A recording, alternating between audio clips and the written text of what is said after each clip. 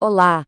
Hoje a gente vai mergulhar de cabeça em um único versículo do livro de Provérbios. E olha, é uma frase bem curtinha, mas com uma verdade gigante sobre a natureza humana e a justiça.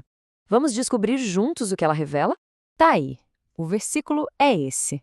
Lendo assim de primeira, soa quase como um enigma, né? Peraí. Armam emboscadas contra o seu próprio sangue, ficam à espreita contra a própria vida. Como assim? Parece uma contradição, mas é justamente aí, nesse aparente paradoxo, que a gente encontra a grande sabedoria. Então, para a gente entender essa ideia, vamos quebrar em partes.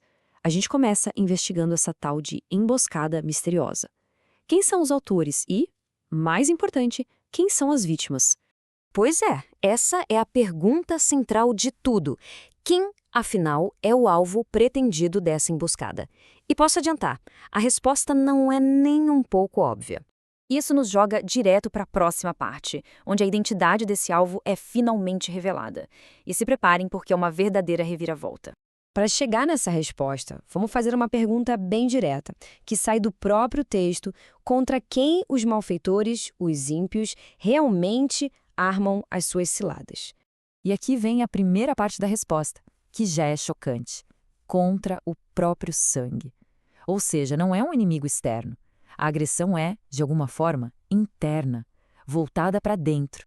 E o texto vai ainda mais fundo com a segunda pergunta, para reforçar bem essa ideia. De quem exatamente eles ficam ali, à espreita, esperando para atacar? E a resposta finaliza o paradoxo de vez, contra a própria vida. A armadilha que eles montam é, no fim das contas, para si mesmos.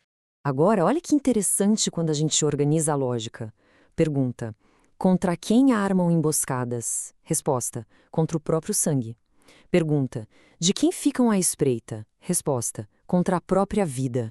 Fica nítido, né? As ações de maldade, que parecem ser dirigidas para fora, acabam ricocheteando e atingindo o próprio agressor. O mal se volta contra quem o pratica.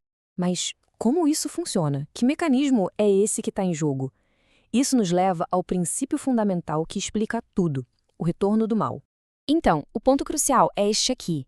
A ideia central que o versículo quer comunicar é que o mal é, por sua própria natureza, autodestrutivo. Ele já carrega dentro de si as sementes da sua própria ruína. E essa lógica é brilhante. Pensa nisso como uma lei da natureza espiritual. Quem planeja o mal para os outros, no fim da história, acaba se ferindo. A injustiça funciona como um bumerangue, sabe? Mais cedo ou mais tarde, ela sempre volta para quem a lançou.